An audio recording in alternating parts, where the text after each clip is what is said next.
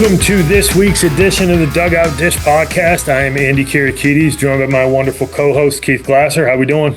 Great. How are you? Good. My hat looks like oddly large on my head right now, but what are you going to do? The brackets are out. Is it one of those bigger hats that they wear? The big funny hats. No. Remember the SNL with yes, Burt Reynolds. It's funny. It's funny. It was Norm Macdonald. Yes. But it's funny. It's bigger than a normal hat. The brackets are out, and we have our good friend Jonathan Grasset to talk the selection and, more importantly, the individual regionals as we get into the hot and heavy portion starting on Friday to see what shakes out here in the NCAA tournament. So let's get right to it. Jonathan, kick us off. You got 2 minutes. Give us your opening salvo. What's up, guys? First off, I thought the committee did a great job, honestly. Obviously, it's a thankless job, right? You're going to have certain schools and certain programs that, feel like they got left out. And, I think there's, obviously when your name is listed on the first four out, you're, trying to lobby for yourself to get in. And I totally understand that.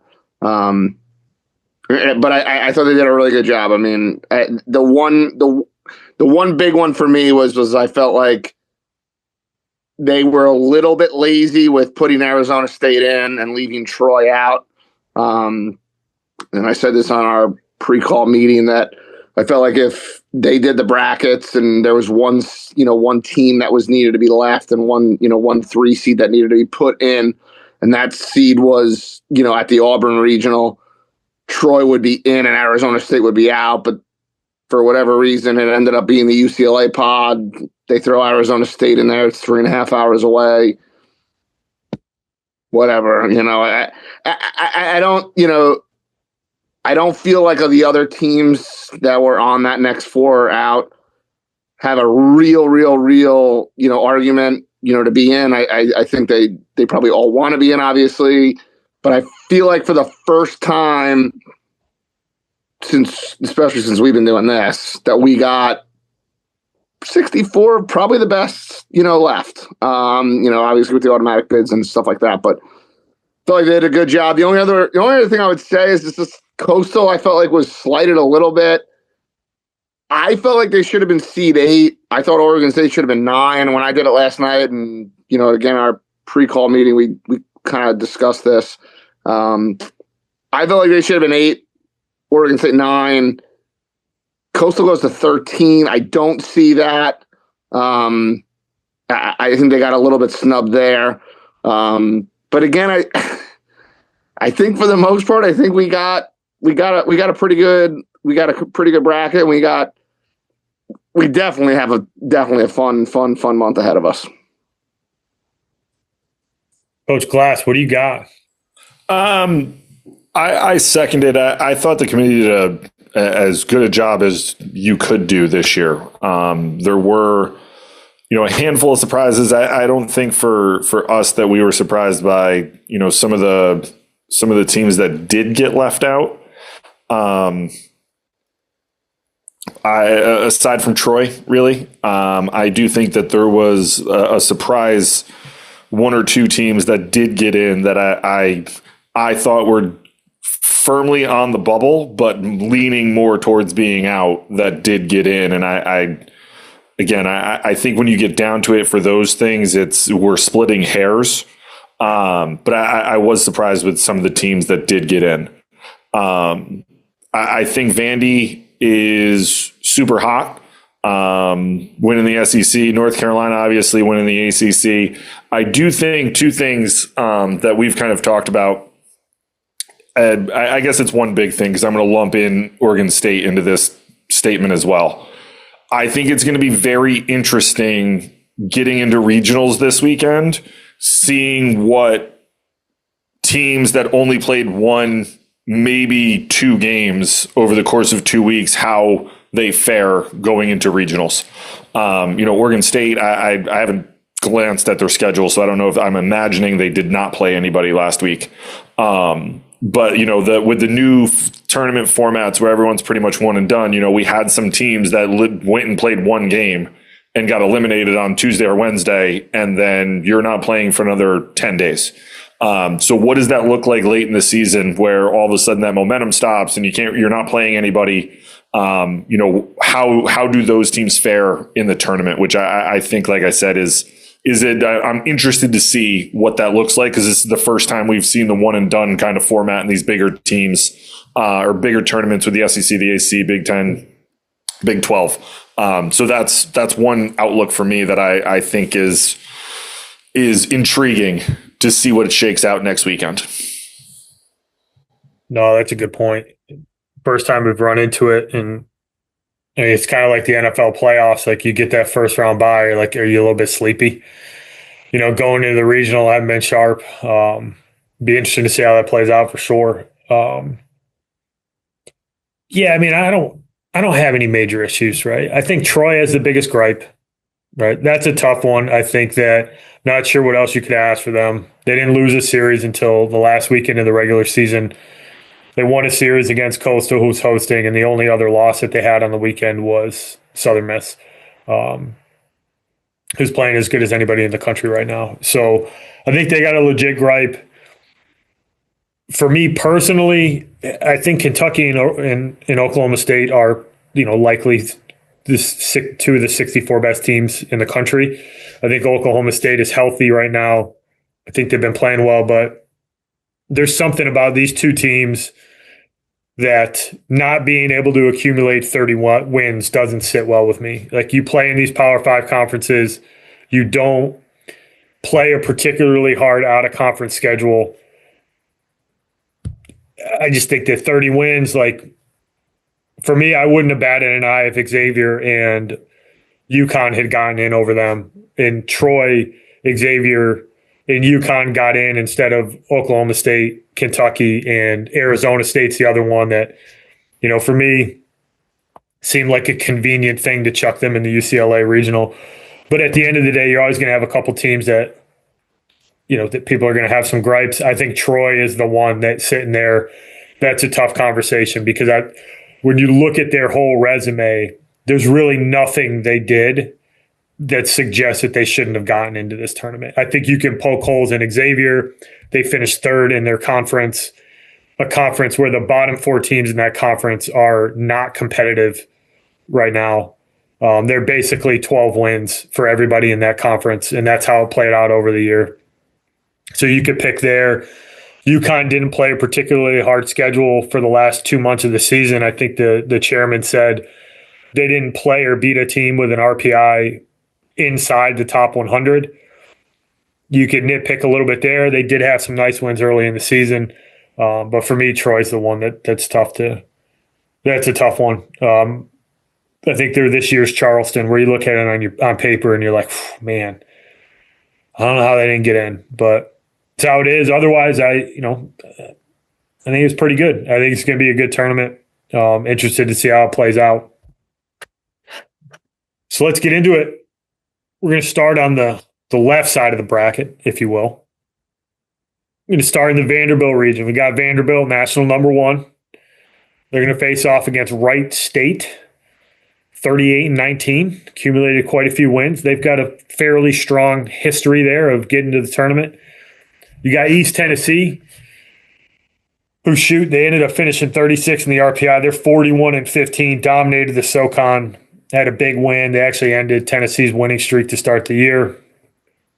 They're the ones who let Tennessee know that they were supposed to be hungover. And then you got Louisville, who's been up and down, and I think that they have some holes in that bullpen particularly. But what do we got coming out of this one, guys? Keith, who's your pick? I think Vandy gets through this.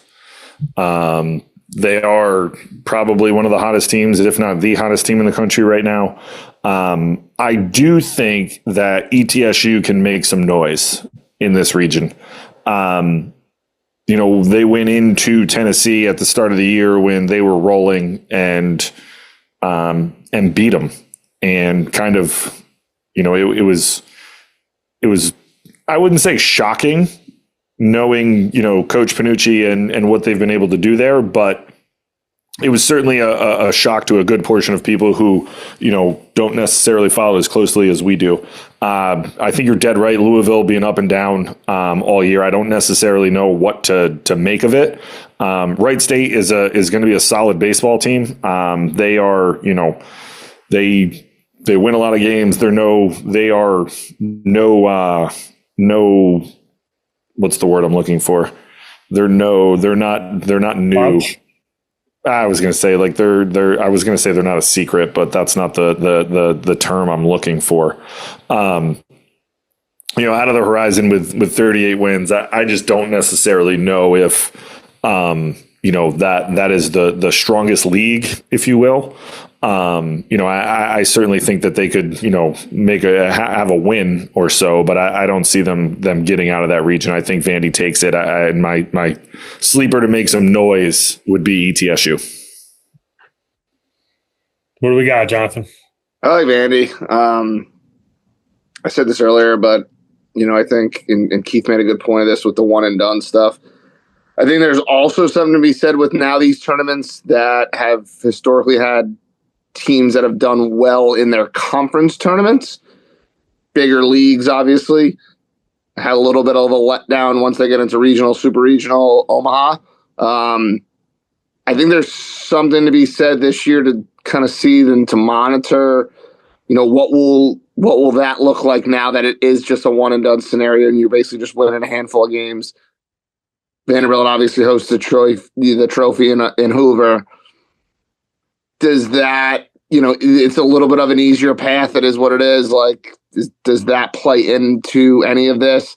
But I mean, the way they played, they left 3 runs in Hoover, like 3 runs, and one of them was in the 9th against Ole Miss on a bolt that did make it a 1-run game, but they have 3 runs. Like, they're rolling right now. Swept Kentucky to end the year. There's not a hotter team in the country. North Carolina, I guess, would be your only other argument, and you could probably actually toss that up. But they're the 2 hottest teams in the country. Vanderbilt will get out of this regional. Yeah, I agree with both of you. I think Vandy probably makes light work of this. I do think East Tennessee is going to get a couple wins out of this.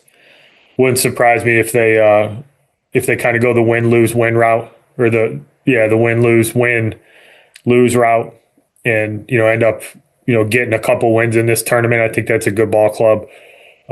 Certainly not scared of playing in a big environment, having gone into Tennessee, but I think Vanderbilt, national number 1, earned it. They had to go take it from Texas, which I think is important for people to wrap their head around. Like, Texas had the number 1 seed for the last 6 or 7 weeks of the season, probably, and Vanderbilt took it from them by doing what they did to finish out the season. And yeah, it's a very deserved national number 1. And yeah, I think they walked through this one.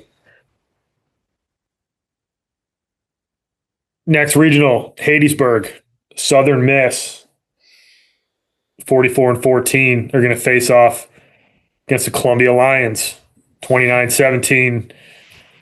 Ivy League champs again. Both, split the regular season with Yale, and then, won the tournament. Really good offensive ball club. We got Miami, who I have no idea what to make of them. If they had gotten left out of the tournament, I wouldn't have batted an eye. And then you got Alabama, 41-16, who at times looked like they were going to be a host. Probably until the last week or so, they were legitimately in the host conversation. I think this is a tough bracket. One of the tougher ones that has been set up. So I'll start this one. I think Alabama's coming out of this. I think they got a chip on their shoulder. They're battle tested. I think they end up getting out of this one. I think Southern Miss is a really, really good ball club, but that Alabama team, I'm just going to bet on those guys for this one. What do you got, Jonathan? Yeah, I'm with you on this one. Southern Miss has done such a good job, and they should probably be, I was just mentioning the hottest teams in the country, and they're probably choice 2, I would say, if you put Vandy and North Carolina as 1A and 1B, but they're definitely 2. I mean, they've won, I think it was 14 straight to end the year before the tournament. Done a phenomenal job, just like always. They just wash, rinse, repeat, continue to play well. They'll have a little bit of a home field advantage in that building, but Alabama fans will travel. Miami's a non-issue. Miami shouldn't even be in the tournament. It's a moot point. They'll be done if Southern Miss beats Columbia. Columbia will eliminate them, and they'll be heading home like deservingly they should be, because they shouldn't even be in this thing. But whatever. Alabama gets out of it. Coach Glass, are we getting a clean sweep on this one or what? You are.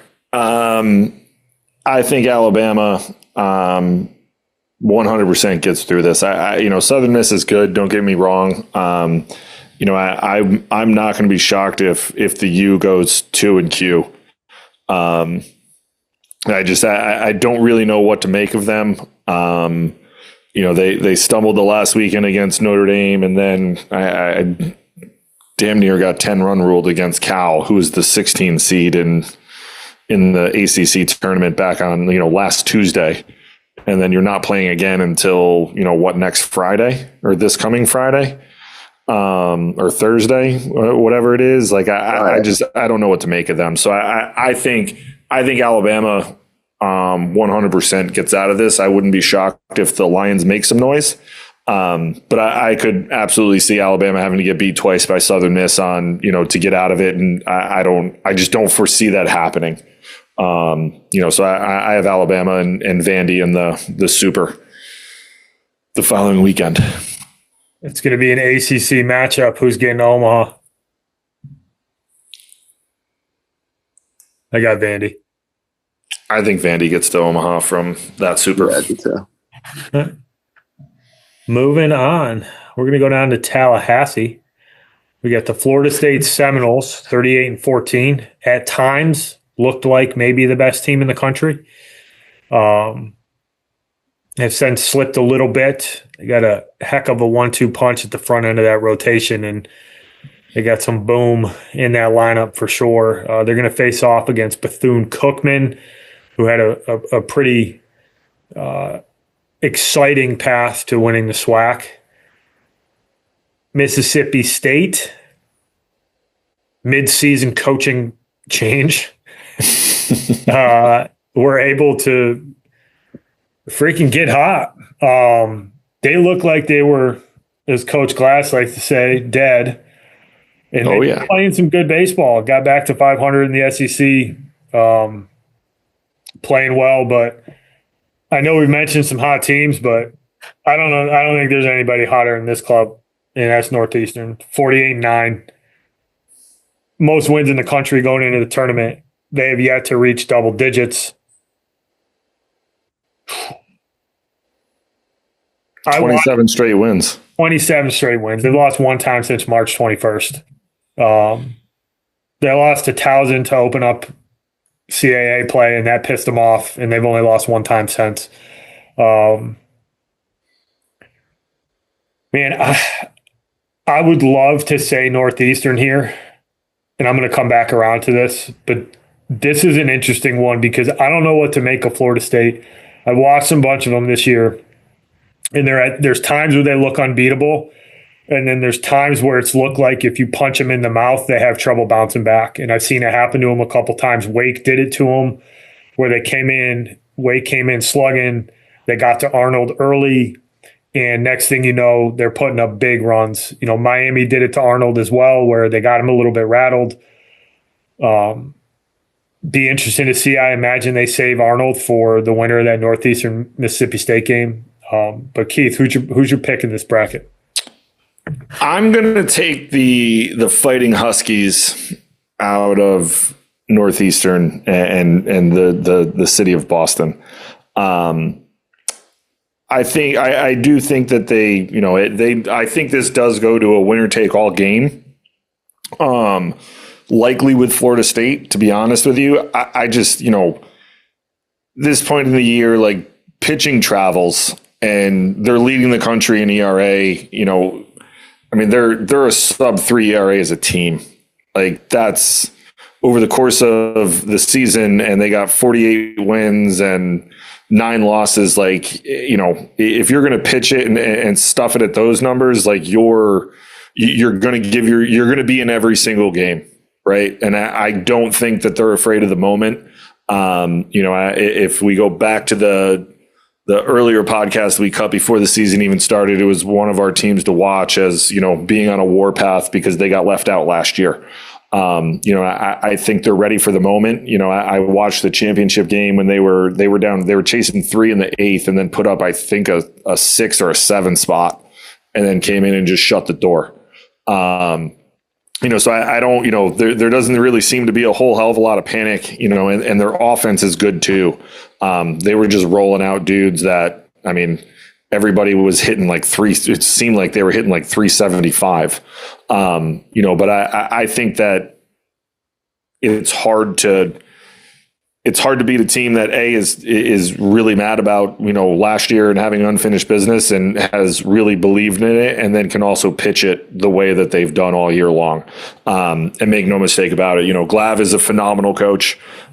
He's been doing it a really long time there. And Kevin Cobb, I think, is one of the best pitching coaches in the country. You can just go look at their numbers and what they've done since he's been the pitching coach. So, I think we're going to see some history in Northeastern being able to get to a super. Coach Grasse, are you going to follow suit here? Well, I'm going to take Florida State.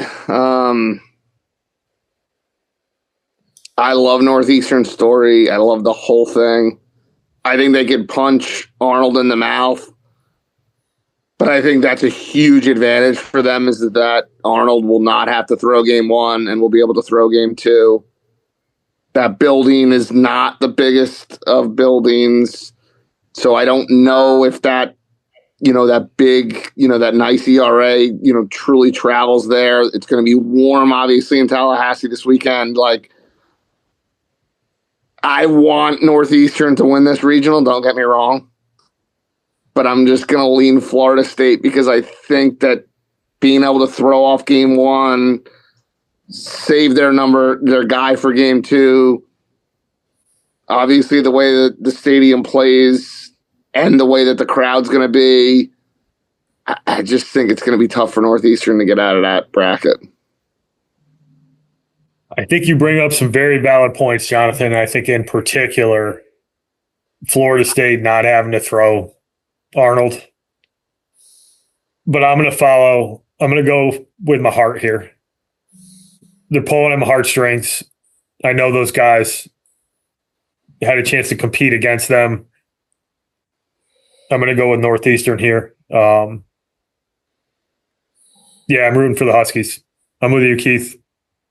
My heart's getting in the way of my head here, but I'm going with the Huskies. Hometown team. All right. The winner of that bracket is going to face off against the winner of the Corvallis bracket up in Oregon State. So you got Oregon State, the only independent, 41-12-1. They only had like one bad weekend where Oregon kind of outplayed them. Obviously a blue blood in college baseball without a doubt. Probably one of the best programs the last 25 years of college baseball. They're going to play the winner of the West Coast Conference Tournament, St. Mary's, 35-24. They had a heck of a battle with the San Diego Toreros. And then we got USC, who I think was a worthy at-large. They've put together a nice season there, bounced back. Historic program that's kind of back in the fold here. And then you got TCU, who I think was, one of maybe 2 or 3 teams that had potentially a gripe with being a host. I think that they have a resume to be a host, but ultimately didn't get it. So they're going to be traveling up to Corvallis, 39-18. I believe they finished 3rd in the Big 12 regular season. A lot of historic baseball clubs here. So what do we got here, Jonathan? Who's your pick? I'm going to take TCU. Strictly because of what you just said. I think they're going to have a major chip on their shoulder. And I think, Oregon State goes back into what we, mentioned earlier. And, Keith brought up a great point earlier with the one and dones. Like, Oregon State hasn't played at that point, it's going to be close to 2 weeks. I think that plays a part in this whole thing. Like, maybe a little rusty, maybe not quite the edge. TCU is obviously not happy that they have to travel. And, Coach Charlie's made a really good point, the other night, when they got eliminated about their resume. And maybe they should have been a host, maybe not. I'm not saying that they should have or shouldn't have been. But I just think that little bit of edge. Sarloos is from the West Coast. He knows how they're going to want to play. It just feels like this is one of those ones TCU gets out of that bracket.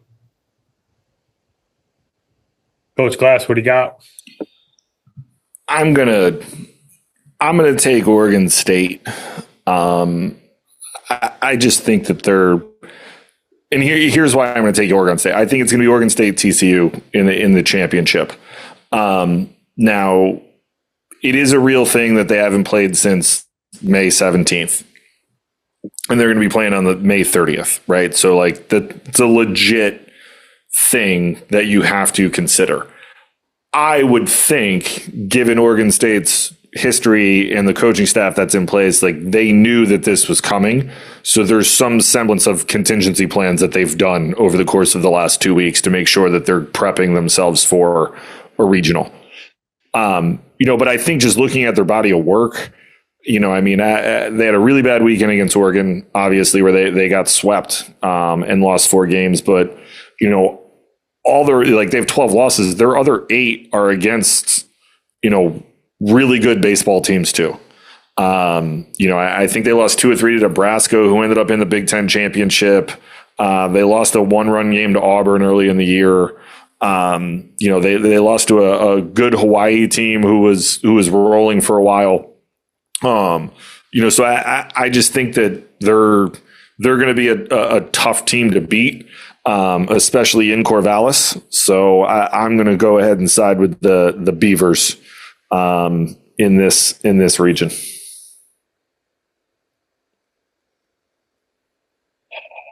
It's a tough one. I think I'm going to go TCU. You both bring up good points. I mean, Oregon State's got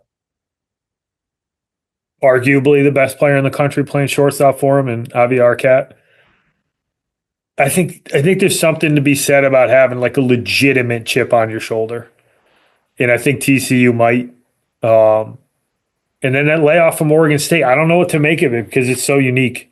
To your point, Keith, I think they probably have a legitimate contingency plan. I'm sure they've been playing some really competitive inter squads. But yeah, I'm gonna take TCU, which that gets us into a little back and forth here. We got Keith, you got Oregon State, Northeastern. I got Northeastern TCU. Jonathan, you got Florida State TCU. Jonathan, who's getting to Omaha in your version of the bracket, in your version of the matrix? TCU. I don't know why, but I'm just going to go TCU. Keith, what do you got? Oregon State. I'm going to go TCU as well. I got to use my head over my heart there, but I think Northeastern breaks through, gets to the Super, and I think we're going to see the Horned Frogs back in Omaha. They've been there before. All right. Next bracket. Going to Chapel Hill. We got North Carolina versus Holy Cross. Patriot League champs, 31-25, knocked off Army for the first time in 7 years, I think it is, right, Jonathan? Correct. Yep. 7 years, 7 straight years Army had won the Patriot League. Nebraska ran the table at the Big Ten tournament. Impressive. Second year in a row they've done so. Got themselves into the tournament. And then we got Oklahoma, 35-20. First year in the SEC. Certainly looked the part. At times looked really, really good. This is an interesting bracket for me because we'll get to this later, but it's North Carolina for me. The depth on that pitching staff and the versatility of that offense, plus having, I think, maybe the biggest difference maker in college baseball and Stevenson behind the plate. when you got a kid who's the best defensive player at his position in the country, and he's a catcher, and he's a left-handed hitter who can leave it in any at bat, I think you immediately have a significant advantage over everybody that you play. This is a really, really good ball club. Kind of end to end have been everything that we thought that they were going to be throughout the year. Won the ACC tournament. This is a really good ball club, and for me, this is an easy one for me. North Carolina. Glass, what do you got? North Carolina. Said at the top of the show, I do think they're in that handful group of teams that are, could be considered one of the hottest in the country. And, I watched a lot of the ACC tournament, and I was impressed with what they did. And they have guys, they have that freshman in the back end of the bullpen that's just flipping like 85-mile-an-hour sliders in at people, and not afraid of the moment. So I think UNC is going to waltz right through that regional bracket.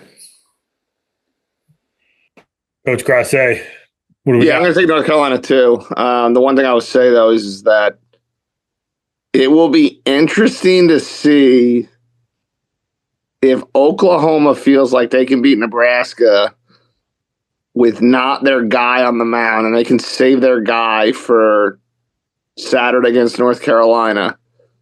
This thing could be flipped totally upside down because he's legit. Knapp versus Witherspoon. It's going to be. Sign me up for that one. And again, I don't know. I mean, and then one thing I will say too is and I've been on record saying this to you guys, and I'll make this quick here, but what Skip Johnson has done at Oklahoma is nothing short of absolutely remarkable. He's a phenomenal head coach. He has done more with less at that place. They have arguably, outside of Missouri, which I don't even count, the worst resources in the entire SEC. They have the NIL is a disaster, and he just rolls back and forth and back to a 2 seed. If we could get Witherspoon on Saturday, sign me up. But North Carolina will move on. Yeah, I'd love to see that. The Knapp kid is so impressive. For anybody listening, go and see if you can find the interview he had during the Florida State game, because it's one of the best interviews I've seen a kid give during a game. Just absolutely fantastic. All right, moving on. We're on the West Coast again. We got Oregon. So we're going to be up in Eugene playing Utah Valley. Oregon goes into the Big Ten and just kind of makes mincemeat of it for the most part. So do the rest of the teams that came into the from the Pac-12. But you got Oregon playing Utah Valley. Then you got Cal Poly versus the Arizona Wildcats. I got Arizona in this one. I had Arizona at the beginning of the year making it to Omaha. The fact that they're matched up with North Carolina, I think I'm going to change my view with that. But I think Arizona gets out of this one. Once again, I'm going with my heart here.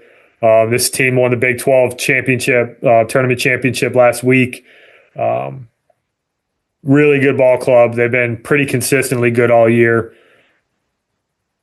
I think this Oregon team is really good. I'm going Arizona.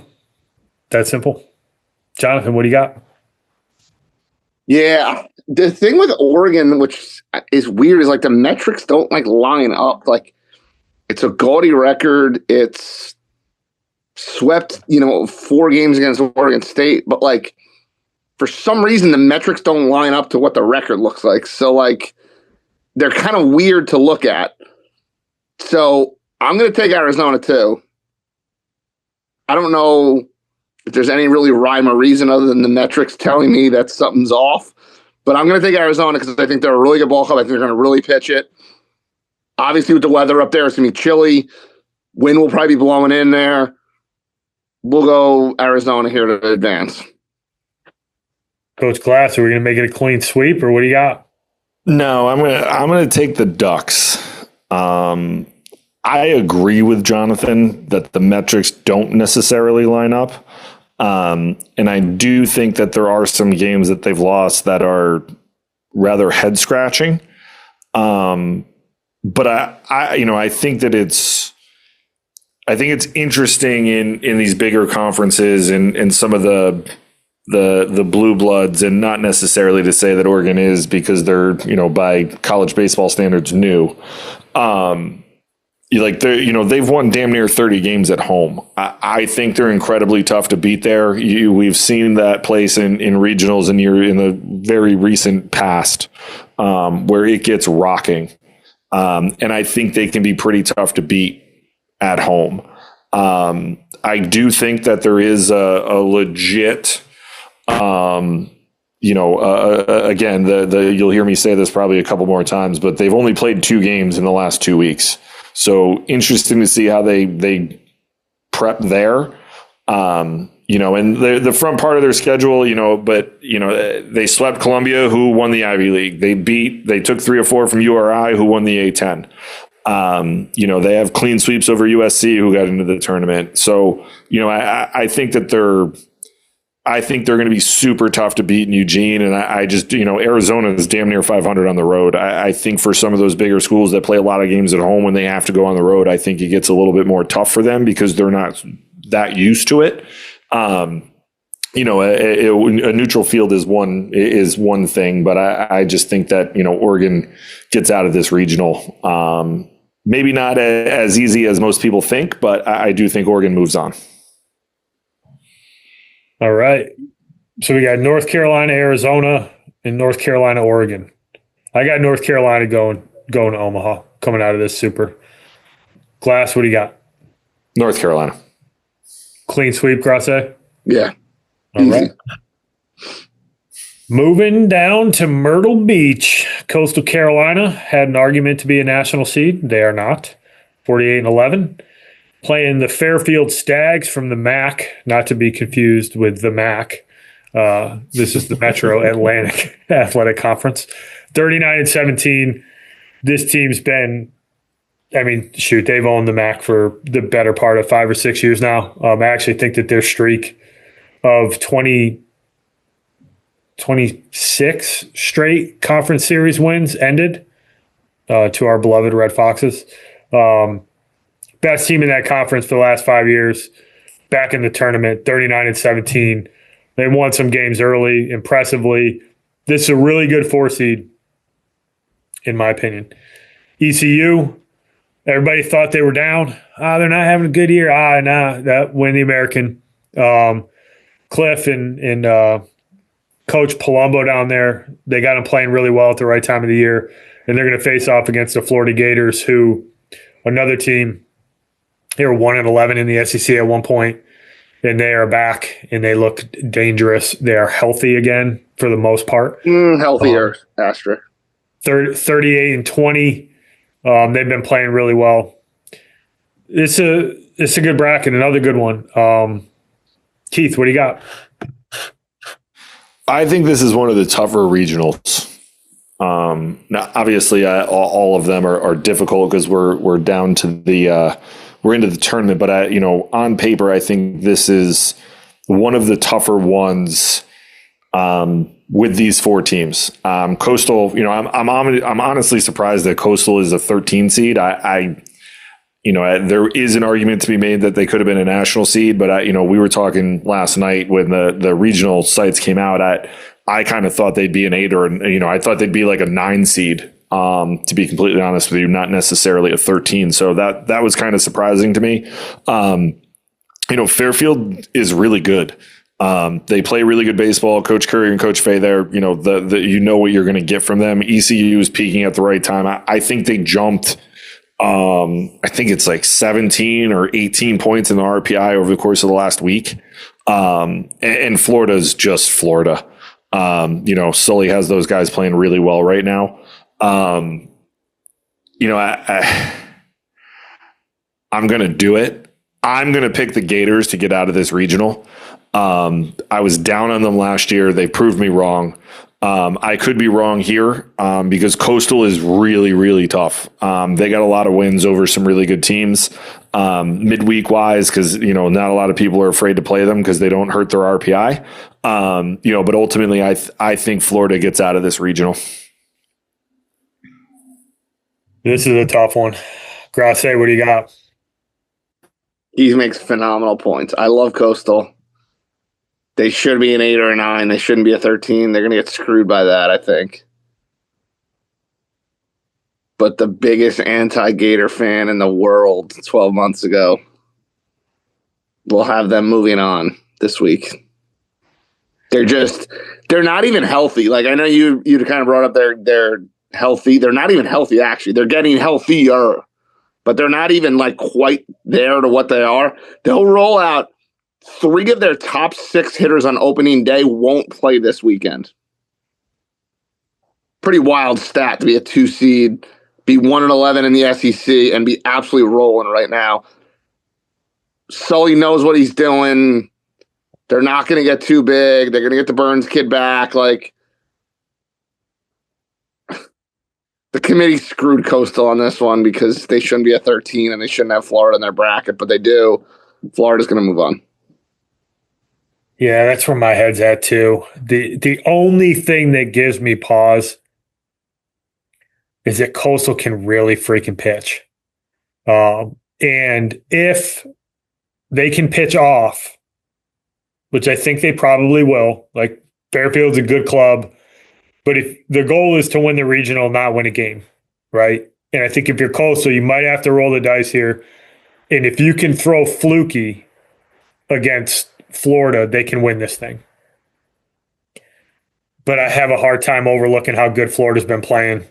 And they're trending in the right direction. But like Fluky can go stuff it on anybody. And that's one of those advantages of being a 1 and playing a 4 that on paper you're a lot better than, is that Florida's probably got to throw their guy.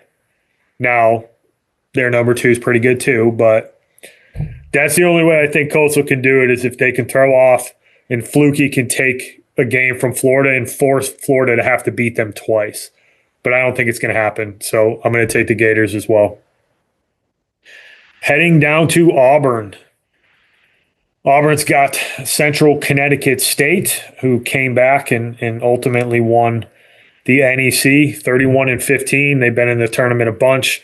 Then we got the Stetson Hatters, somewhat controversially won due to a rainout, although from N10, they've been the best team in that conference. They're 40-20. It's a good ball club. They're playing NC State 33-19 coming out of the ACC. I mean, for me, I think Auburn is head and shoulders above all these teams. I think Auburn's going to have to – they're going to have to fall flat on their face to not win this one, in my opinion. And I actually would look out for Stetson to be the team similar to Eastern Tennessee. It wouldn't surprise me at all if Stetson knocks off NC State and is able to get a couple wins in this regional. Grasse, what do you got? I'm going to take Stetson. I don't know. I just feel like I don't – like – Auburn's just been so good all year, but like the last 2 weeks, you're just like, I just don't know who they really are. Stetson got in on a controversy, but like me and you had talked about earlier, like it's not really a controversy. They were going to be a 3 seed in a regional. Like just, it's all good. Like, yeah, whatever. And NC State's the same thing as Auburn. I feel like they're almost the same club. Like obviously Auburn's a way higher profile, but like they're just like, you don't know what you're going to get week to week. So you're like, yeah, like, would I be shocked if Auburn won it? No. Would I be shocked if NC State won it? No. Would I be shocked if Stetson won it? No. Because I just don't know. You just don't know what you're going to get from them every week. And they play, especially the other 2 have played so well at such a high level for, a good, better part of the year. But I don't know. You got to have, not every 1 and 2 is going to win. So I'm going to take Stetson here. I'm going to roll the dice and go with the 3 seed. I like it. Coach Glass, what do you got? I'm actually going to – Jonathan and I are going to have the same team getting out of here. I think they've done a phenomenal job. Trimper's done a great job over the last couple of years at Stetson. Last year they had a really good year as well. I don't – we can call it a controversy all we want, but at the end of the day it was 7-6 and they were chasing 1 in like the 7th. Like, it's not really a controversy, but at the end of the day, they were the best team in that conference. So it is what it is. But I agree. Like, I don't know what to make of Auburn or NC State. I think Auburn is the better team over NC State, but I just, for whatever reason, I agree with Jonathan. I think that something weird's going to happen down there. And remember last year or 2 years ago, Penn ended up beating them, Auburn at home in the regional. Like, it just seems like they get to this point in the year and like there's a hump that they seemingly can't get over. And I unfortunately think that continues for the Tiger fans down in Auburn this year. And I do think Stetson moves on. Our first 3-seed pick. I commend you guys. I like it. So we got Florida, clean sweep in the other bracket versus either Auburn or Stetson. Jonathan, who you got going to Omaha? I'm going to take the Gators. Gators back. Coach Glass. Go back. I got the Gators. I got Stetson. No, I'm just kidding. I got the Gators. Last year, I would have been. Last year would have been anybody but the Gators, but 12 months ago. This will probably blow up in our face, and they'll probably go 2 and screw in that bracket. Yeah. They'll lose to Florida and then lose to Fairfield. And last year, I was on this thing screaming that they got in, and last year now I'm thinking I'm going to go to Omaha, and they'll be 2 and so mad that they got in last year. We'll see tomorrow. Mad that they got into Omaha. Mad that they were winning in Omaha. Now we're going to pick them, and it's not going to happen. Yeah, we changed the group chat name though, and it worked this year. So. All right, we've moved on to the right side of the brackets. We got half of it picked. We're going to start in Texas, national 2 seed. By the way, this side of the bracket is a monster. Mm-hmm. Texas has got Houston Christian. Cool story. Good for them. I don't think it's going to be a good run for them. Sorry, Houston Christian. They got K-State, borderline bubble team, versus UT San Antonio, who I believe are the Roadrunners, which is an awesome, awesome nickname. As the 2 seed, had an awesome year out of Conference USA, 44-13, certainly deserving at large. They actually beat Texas earlier this year, I believe. So on paper, I don't. Schlossnagle running the show. You got your guy back in Bellew. I know they've had a couple injuries on the mound that probably hurt their long-term run, but I don't think it's going to get in the way of them winning this regional. The only thing that worries me, and this will piss off the Longhorn fans, but I think they need to hear it. I don't think it's a home field advantage for them like it is for a lot of these other SEC teams, right? I've sat in the stands, Texas versus Oklahoma, and it's like a country club. So you get into a tight game. Like, I don't know if they quite have the crowd. I think they might play a little bit more of a factor in the Super. But interesting that I think they probably have one of the least valuable home field advantages versus, like, you look at LSU, you look at Arkansas, you look at Ole Miss, where if they start to go up on you, it's like you can feel it. The fans are close to you. They're super dialed into what's going on. Maybe that plays a factor, maybe it doesn't, but I got Texas going on. What do you got, Glass? I think Texas wins this regional. I mean, they've been really good all year long. First year in the SEC, they win the regular season. So I just don't really see anyone else coming out of this bracket. Grasse? Yeah, I think Texas is going to get out. I think you make a good point, though, Andy. I think the only issue that they could run into is if UTSA and Texas is going to be able to throw off. They're not like incredibly deep in terms of starting pitching, but they obviously had the Volantis kid who's a Gold Glove Spikes winner or a finalist. They're really good. That if they run into an issue against UTSA on Saturday, it could be a little bit of a hiccup because I'm not sure if they're quite deep enough to try to win 2 games against somebody on Monday or Sunday night into Monday. But I don't think they have any issue. They've been the best team. I mean, they won the SEC outright. Like they're going to be fine. All right, Texas, moving on. We're going to go to LA, UCLA, Fresno State, Arizona State, UC Irvine. Seems convenient that Arizona State got thrown into this bracket. We touched on that earlier. Keith, what do you got? I think Irvine gets out of this bracket. I don't know. I'm not a huge UCLA fan. I've watched some of their games this year, and I don't know. I feel like Irvine is playing really well. I think they had 41 or 42 wins this year. They pitch it really well. They defend the baseball. They can score runs. So I do think it's going to come down to them and UCLA. I'm giving the edge to Irvine in this region. Jonathan, what do you got? I'm going to take UCLA, and everyone knows my East Coast bias, but I'll take the Bruins. No choice in this bracket. I don't have a choice, so I have to make a selection here, unfortunately. But I'll take the Bruins. They've done a good job. They come east a bunch. Irvine's playing well, but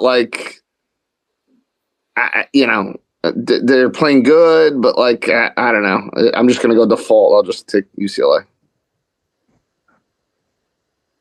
I got Irvine too. I'm with you on this, Keith. I think they break the mold a little bit of the West Coast kind of small ball. They can play that, but they got a little thump in that lineup. They split with UCLA during the year, which is interesting. They home and home, and UCLA won at UCLA and Irvine won at Irvine with the midweek matchup. So they're familiar with each other. I'm going to take Irvine. I don't know why, but it wouldn't surprise me if somehow Arizona State made it out of this, just to throw it in everybody's face that they shouldn't have got in. But I got Irvine in this one too. So I think, Jonathan, you got UCLA, Texas. Who's your pick? Texas. Keith, me and you, we got Irvine, Texas. We got Texas.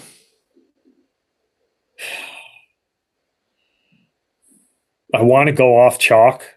Sure. Go off chalk, but I just think I just think they're better. So I'm going Texas too. Longhorns to the World Series. All right. Heading down to Ole Miss. I've been there. I've coached there. It is an uncomfortable place to be for a visiting team. I think they have a legitimate home field advantage. I also think that this might be the toughest bracket. Murray State's a 39-win team. Western Kentucky's a 46-win team, and they are offensively electric. They got a couple dudes that are the real deal in that lineup.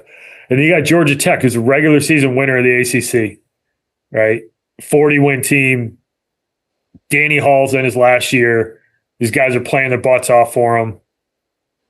They have as good of a player in the country as in Drew Burress, legitimate difference maker. It doesn't seem to matter who's throwing, how hard they're throwing, what they're throwing. All that kid does is get hits. I think this is a really tough bracket. Jonathan, what do you got? I think what you just said is dead on, right? Georgia Tech would be the feel-good story. Danny Hall, we've seen it with, Mike Martin, obviously, kind of riding out into the sunset. Done a phenomenal job at Georgia Tech. Obviously coached some big league Hall of Famers. He's done an A-plus job there. They have an absolute rock star in Burris. But, Oxford and Swayze is still Oxford, Mississippi, and Swayze Field. So I'm going to go Ole Miss here, but it wouldn't shock me if the feel-good story of the whole entire thing is Danny Hall gets to Super or potentially Omaha. What do you got, Coach Glass? I don't disagree.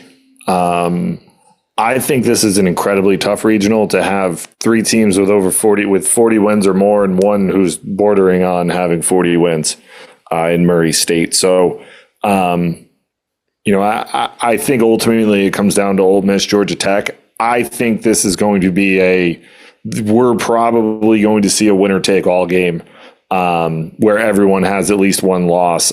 Ultimately, I think, Ole Miss is going to be able to get through it because of what we just talked about, A, with Texas, and then B, Jonathan just mentioning Swayze Field and Oxford, Mississippi. Like it's going to be electric. But I think they can feed off of it, and Mike Bianco is going to get those guys back to a super this year. There's a part of me that wants to pick Western Kentucky, but after looking at it, you just don't have anybody. They haven't beaten anybody that really fires me up. Like, they had a midweek win against Kentucky. But otherwise, not that those 46 wins are meaningless, but I just think they're up against something a little bit different than they faced for most of the year with Georgia Tech and Ole Miss. And I think the beers are going to be flying in the right field bleachers, which for those of you who have never seen it, unfortunately, I had the pleasure of watching it in person. But when they hit home runs, everybody in the right field bleachers who's got a beer in their hand throws it up in the air, and it's freaking awesome. That place is super tough to play. I think that's good. I think that home field advantage might be the difference maker here. And I think Ole Miss is going to move on here. All right. Down to Athens. Might be the best home field advantage for a team, one specific team, for what Georgia does. They play in a Little League field. The ball freaking flies out of that place, and they like to elevate and celebrate. They got Binghamton coming in from the American East. Ended up beating Bryant in a winner-take-all. Good for them. You got Oklahoma State, who I think is hot. They're an interesting team. And then you got Duke, 37-19 in the ACC, kind of quietly figured some stuff out after a little bit of a slow start. I think this is a sneaky deep bracket as well. For me, I'm gonna pick off here. I'm for no other reason than I just think they're playing I think they're playing well at the right time. Is Oklahoma State. So I'm gonna go off the cuff here, and I'm gonna pick the Cowboys. And they also have the second best uniforms in college baseball behind North Carolina. So that played into my decision as well. Glass, what do you got? It's going to pain me to do this because I had Oklahoma State going to Omaha at the start of the year, but I hate picking chalk, but I think Georgia is the most likely winner coming out of this bracket. I don't think Duke has kind of lived up to the preseason expectations and hype that a lot of people had surrounding them. Not to say that they had a bad year, right? Like I'm not saying that by any stretch of the imagination, but they were kind of a preseason darling at the start of the year with a lot of people who thought that they were going to make a serious run into Omaha. And I don't necessarily think that's the team that I've seen play this year. I wouldn't be shocked if Oklahoma State is in the championship with Georgia, but ultimately I think Georgia moves on out of this regional. Jonathan, what do you got? So I'm going to take Georgia. Kind of back to what my Ole Miss statement was I just think the home field advantage is just absurd. Not necessarily because of the crowd at Georgia, but because of the style that they want to play. They want to elevate and celebrate. They want to hit the ball out of the yard. They pitched it well all year. They played phenomenal defense all year. Oklahoma State's definitely something to mention because that's one of those ones. Florida last year, Ole Miss of a few years ago, kind of one of the last teams in playing right at the right time of the year, or playing well at the right time of the year. I think that's something to kind of monitor. The other thing I'll say though is and let's not forget this, Duke went to Georgia and won as a 3 seed, I believe, in Athens before. So Coach Pollard knows what he's doing down there. They played in that yard. They kind of know what they're doing. Not every team's obviously built the same, but don't forget that Duke went there, won, and got to a super 2019, I believe it was. Something to note. Noted.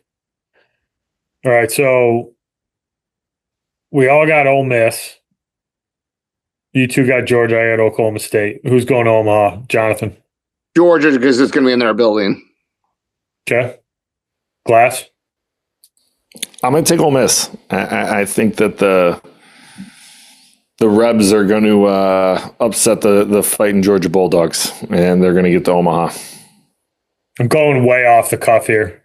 Oklahoma State. Ryan with the Cowboys. No. You only had You only had one other. You had one choice to make.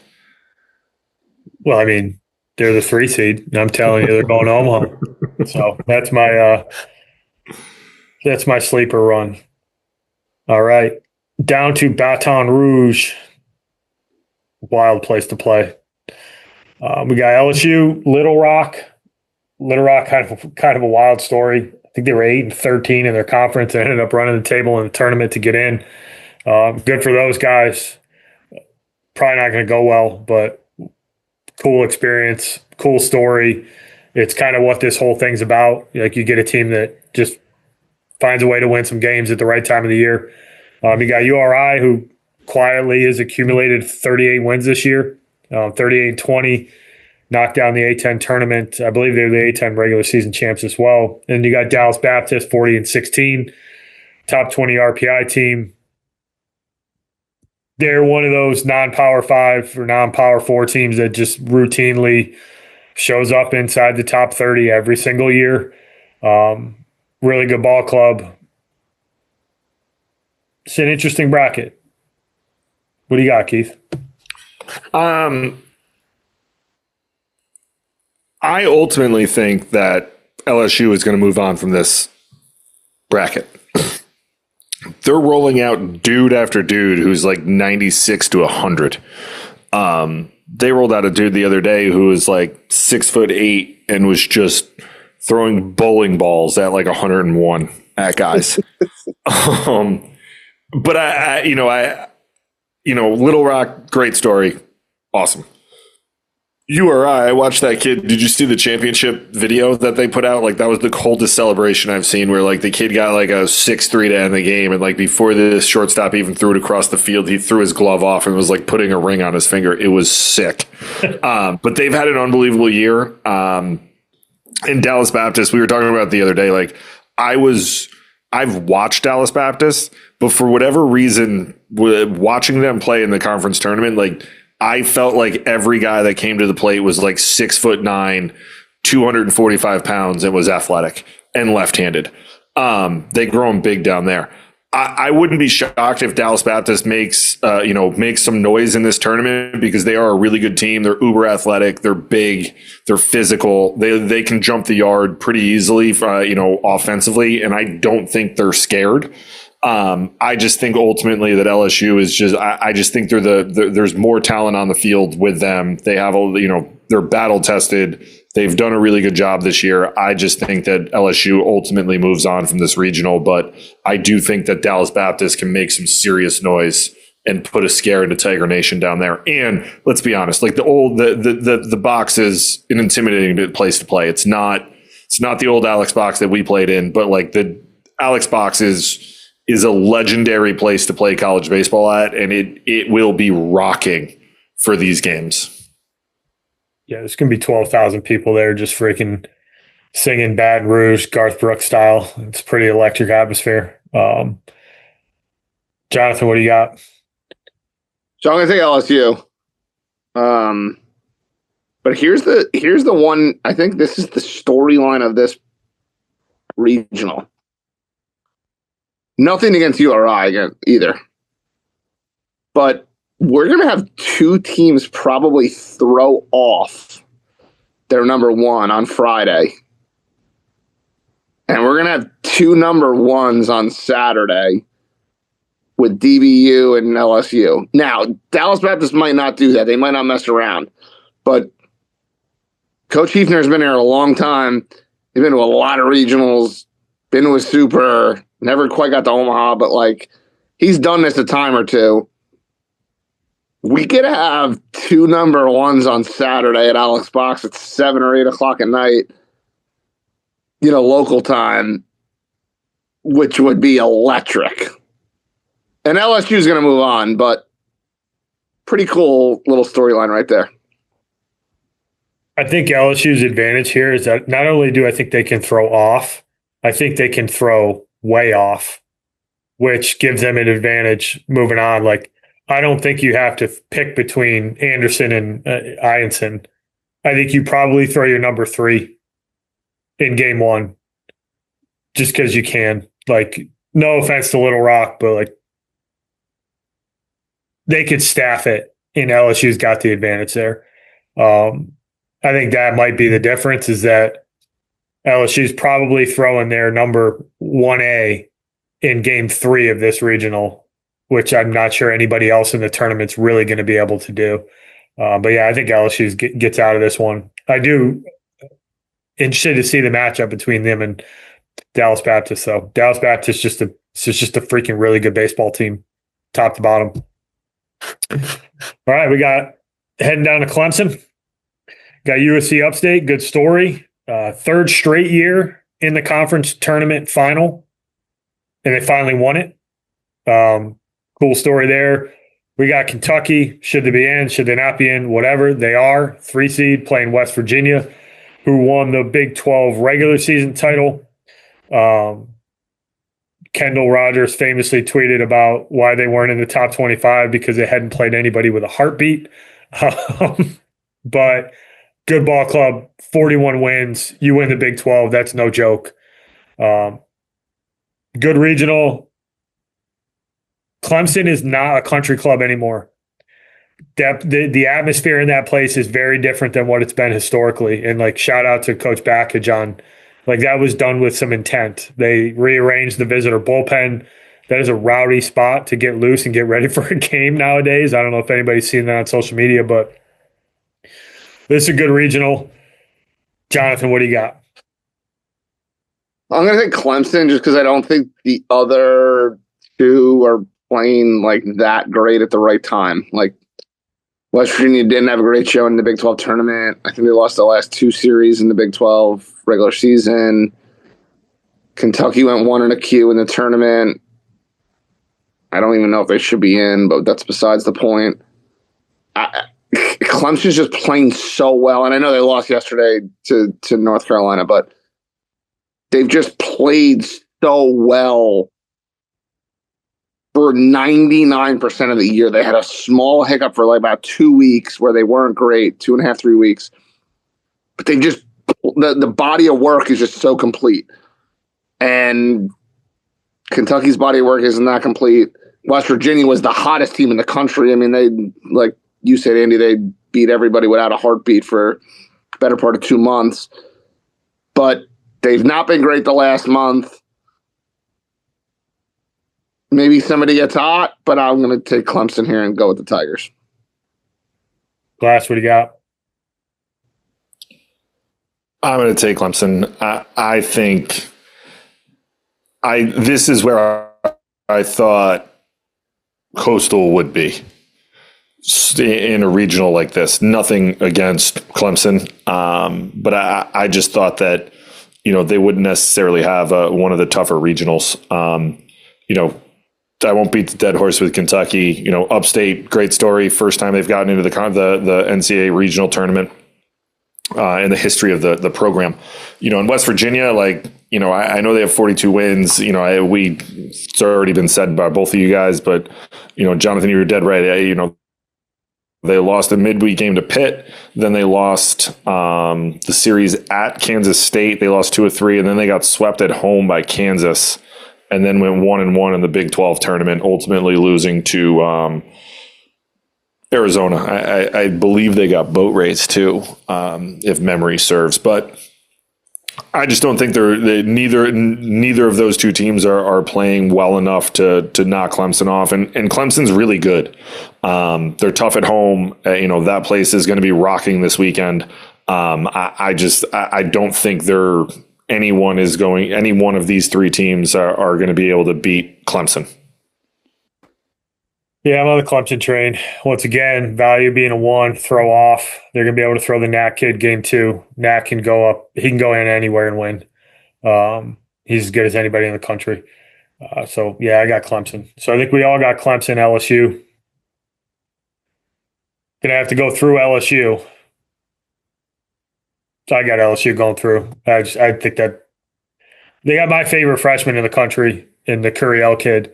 I just absolutely love watching that kid play baseball. And then you stack on some of the other athletes, some of the other guys that they got. The Dickinson kid's awesome. The Fry kid's a freak show. You got Bear Jones, who's a savage. And then you just got the depth on that staff. Like, I think that's probably a three game series, but I got LSU going on. Who you got, Keith? I have sorry for the pause, everybody. I'm going to take the Tigers of Clemson. For no other reason than I just think that, I think Backage has done a great job there. Coach Leggett is still very much around. I think they're going to get out of that regional relatively unscathed, and I think they're going to be primed to go into Baton Rouge, and it's going to be a knockdown, drag out fight for a 3-game series. And I think Clemson's going to come out on top. Clemson it is. Jonathan, you got Clemson, LSU.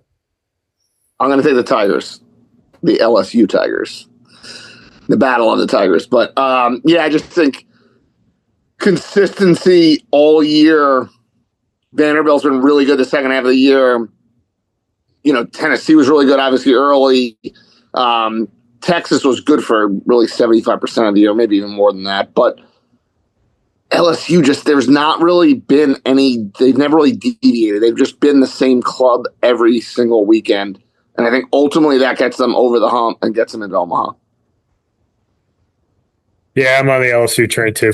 I think Clemson got a tough draw with this one because I think if they play the way they're capable of playing, they're an Omaha quality team. But I think this LSU team's really good, so I'm going to go with the Tigers of LSU, Baton Rouge. All right, we're down to our final two regionals. Tennessee got over the hangover, ended up hosting. They got Miami of Ohio. A good, tough, interesting Cincinnati team, and then Wake Forest, which I don't know what to make of at this point as the two. Glass, what do you got?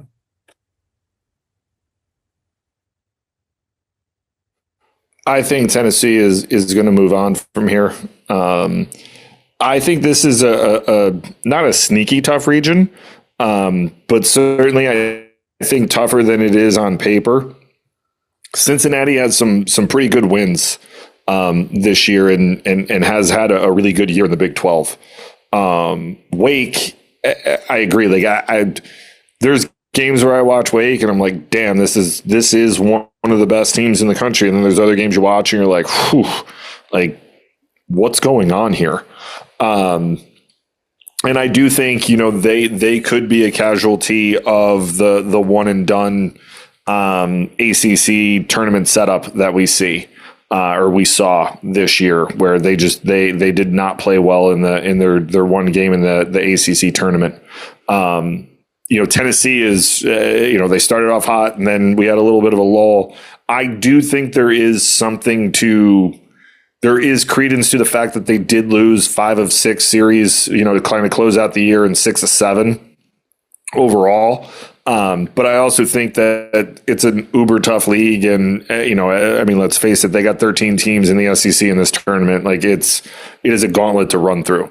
They didn't get swept. They won at least one of those games, and they did do a pretty good job in the conference tournament, a good enough job to where we didn't think they were going to host going into the tournament, and then won, a bunch of games that put them back firmly into the hosting conversation. And obviously they became a host. So they're playing really good baseball right now, and at the end of the day, they're defending national champions. They've been here before. Tony V is going to have them ready. That, it's going to be it's going to be wild in that stadium this weekend as well. So, I ultimately think Tennessee moves on. And quite honestly, I don't know who they're going to play in the championship. I would, my best guess is that it's going to be Wake Forest, but I wouldn't be shocked if Cincinnati works their way in to the championship of that region. Jonathan, what do you got? So I love Tennessee. Everyone knows that. Anyone that watches this show knows I love Tennessee. Huge advocate. I think they're a phenomenal program. I think Tony does a great job. Tennessee's interesting, and I'm gonna go off kind of kilt here, and I'm gonna take somebody else. Doyle's obviously not gonna have to throw game one, which I think is a huge advantage for Tennessee. But what teams have done the last 6 weeks, like Keith just mentioned, when they've kind of gone on their skid, is they've run on Tennessee a lot. A ton, actually. Cincinnati led the Big 12 in stolen bases. Cincinnati is going to run. Cincinnati's going to be an issue. I don't think Wake Forest is an issue. I think Wake Forest goes 2 in a queue. I think they probably lose to Miami of Ohio. I think they'll be home before the sun sets on Sunday. Cincinnati's going to get out of this one, though. I think that's a sneaky pick, man. I was talking to one of our friends that if somebody was going to knock Tennessee off, that Cincinnati's the team to do it for that exact reason. Interestingly, I think this is a park that plays to Wake Forest. Excuse me. I think this is a park that plays to Wake Forest strengths. I think it's plays similar to their park. But if Wake Forest is going to win this regional, they have to throw off because Morningstar can beat anybody, but they don't have the starting pitching outside of that to win this regional. So you got to throw off against Cincinnati, and I don't think you can for exactly what you're talking about. Wake Forest has had trouble with the running game. BC exposed them a little bit. Wake Forest was able to win that series, but BC exposed them with the running game. Cincinnati's going to do the same thing. I think Tennessee gets out of this, but I think that Cincinnati is a team to watch here for exactly the reason that you talked about. I think the power arms that Tennessee's going to run out might be enough, but in a tight game, Cincinnati is super dangerous because of how they play. That's the inside knowledge we bring you on here for, Jonathan. Right there. Spot on. All right. Wow. All right. Well, I'll get to this in a second, but you just blew up what would be the best Reach Super by far. Not even close. I know. I did it to myself. I apologize. Hey, you got to live with the bed. You got to sleep in the bed you made. All right. Going to Arkansas. They got North Dakota State 20-32. Probably a non-issue for the Razorbacks game one.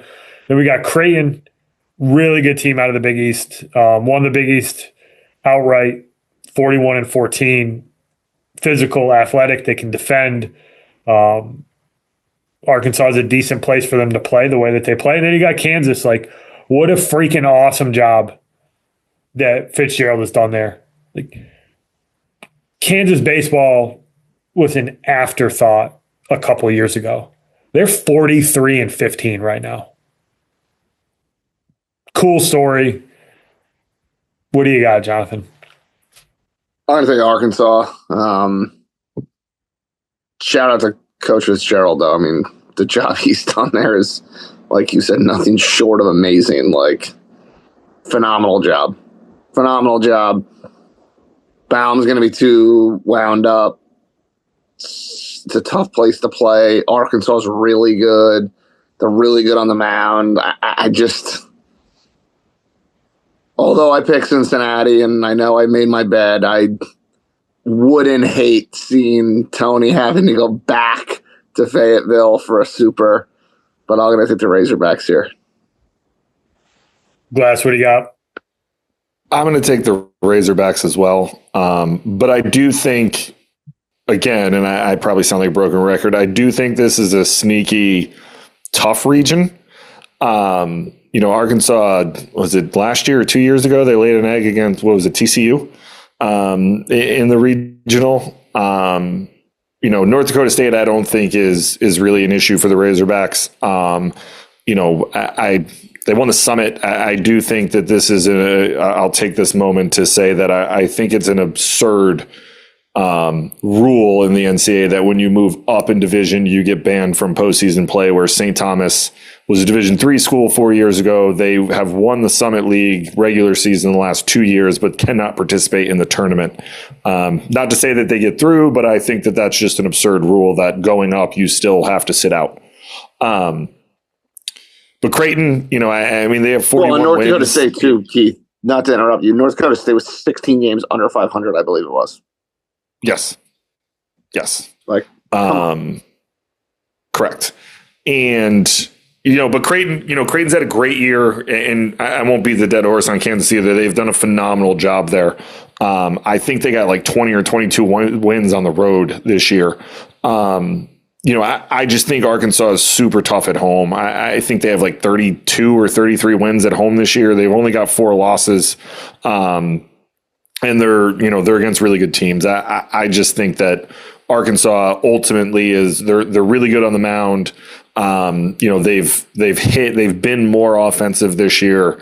I just don't know that the other 3 teams have the pitching that can kind of hold them down over the course of the weekend. Like, you might see some tight games, but I think ultimately Arkansas moves on out of this regional. All right, we got Arkansas, Tennessee for me and Keith. Arkansas, Cincinnati for Grasse. I'm going Razorbacks. Class, what do you got? I'll take the Razorbacks. I think that they've been far more consistent over the course of the year. I think it's super interesting. That's probably going to be one of the best super regionals if we get Tennessee, Arkansas. That place will be out of control. I wish I could go. But I just think that they're a better baseball team top to bottom right now than the Vols. And that's saying something, because I think the Vols are a really good baseball team. Grasse, what do you got? Yeah, I'm going to take Arkansas too. Be interesting, obviously, if Doyle can win game 1 for Tennessee. Obviously, Tony going back. Be a fun 2 days in Fayetteville, I'll say that. Maybe we should do a boys trip. All right, real quick. We've picked our Omaha. Keith, who do you got facing off in the championship series, and who are you taking on Monday, May 26th to win the title? I think... Oh, God, there's so many good teams. I think that ultimately, this might be a little bit of a weird pick. I think the final series is going to be Arkansas, Oregon State. I think Arkansas gets Dave Van Horn his first national championship this year. Vanderbilt is playing really well, and UNC is playing really, at this point in the year, everyone's playing really well. Everyone's a really good baseball team, right? I just think that Oregon State and Arkansas are going to find themselves in that final series, and I'll take the Razorbacks over the Beavers. Grasse, who you got? Yeah, it's tough. I mean, Vanderbilt and North Carolina are playing so well. But I just love LSU. I love what they've done with how consistent they've been all year. I'll go Vanderbilt against LSU, and LSU's going to win the whole thing. All right. I got UNC, Arkansas. Arkansas is going to get Dave Van Horn his first title, and UNC is going to lose in the finals for the 3rd time in program history, unfortunately, for the Tar Heels fans out there. It's going to be fun, though. Fire it up on Thursday, baby, because this is the best time. I can guarantee you we do not get this all right, and that's the fun part about it. But we're going to check back in next Monday, recap what we got right, what we got wrong, and we'll talk about some supers. Anything else you guys want to close with? Enjoy the weekend. Watch some baseball. It's going to be fun. Tune in and watch. Hell yeah, brother. Thank you for joining us, Jonathan. We'll redo this next week. We'll have some laughs. We'll watch some baseball. We'll go from there. All right, guys. Thanks for listening to us. Tune in next week.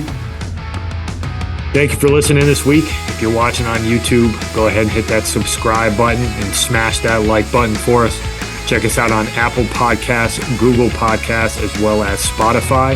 You can follow us on Twitter and Instagram at EMD Baseball. If you want to find out what me and Keith do to help families and players navigate the recruiting process, go ahead and check us out on emdbaseball.com. Take a few minutes to check out our new online academy. I promise you'll get some good information out of that. Thanks again for listening. Check in with you next week.